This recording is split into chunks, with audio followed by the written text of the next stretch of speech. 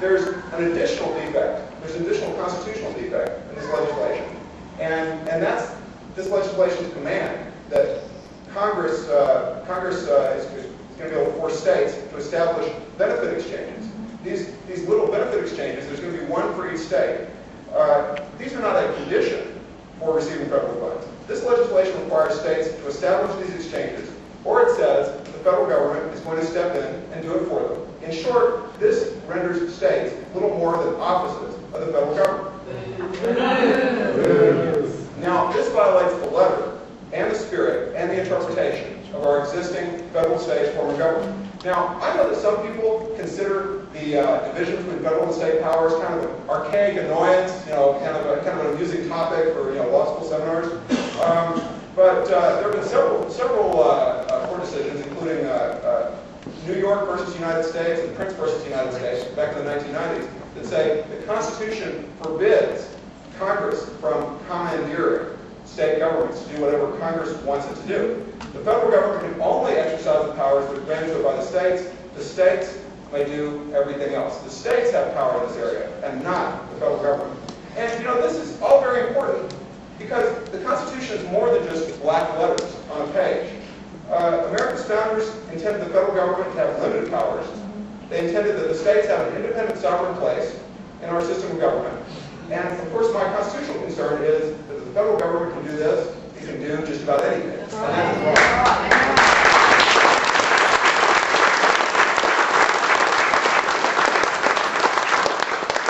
Now, you've probably heard our Attorney General talk about the lawsuit that's been filed by a coalition of Attorney Generals from 13 states.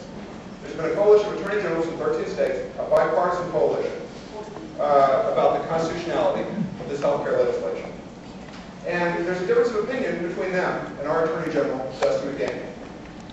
On one side are these 13 Attorney Generals, and on the same side is this editorial, actually, from the Washington Post, and I'll just read you one sentence from it, where it talks about the constitutionality of this and the lawsuit that's followed.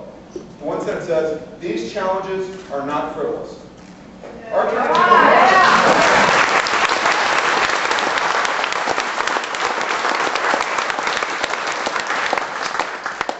General has a different idea.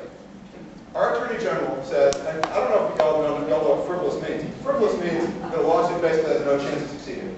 So on one side we have a bipartisan group of Attorney General. We also have the Washington Post, not known as a conservative Republican mouthpiece. And on the other side, we have our Attorney General saying that these challenges are frivolous. Well, we all have a right to our own opinion. Our Attorney General's opinion is that this is a frivolous lawsuit despite the recent changes in the Supreme Court, despite the fact that we have this bipartisan coalition.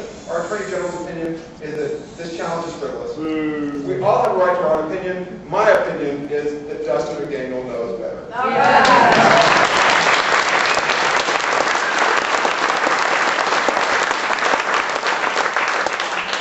Now, I told you I want to talk about 4 measures, and maybe I haven't really talked. I've talked about 3 measures to improve our healthcare system in Arkansas.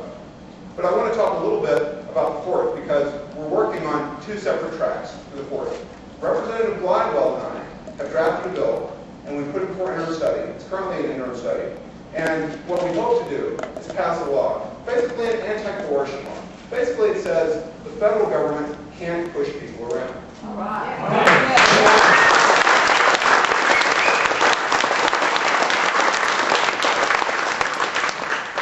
More particularly, it says that you can't be fined, you can't be jailed, you can't be punished if you choose to take provisions for your own health care. You can't be forced to enroll in a healthcare system just because the federal government tells you to do.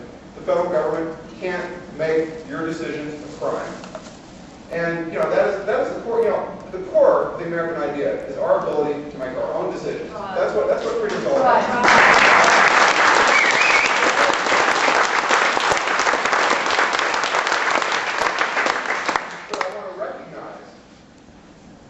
The hard workers at Secure Arkansas who've done something very similar. The hard workers at Secure Arkansas, and I appreciate Todd Sharp and Jeannie Burlsworth coming here today.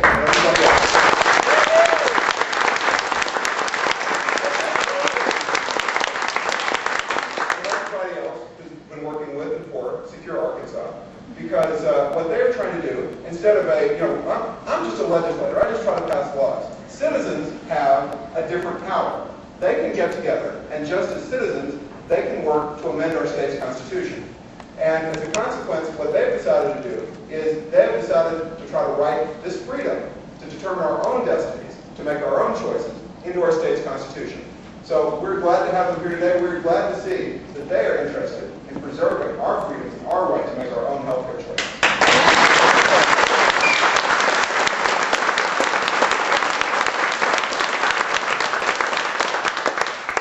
Thank you all for coming here today. I view our talks, I view your presence as an effort to support our choices and support our freedoms and really to stand up for our Constitution. Thank you for coming. I believe Representative King and Representative Hutchinson, do you want to come up here and answer questions?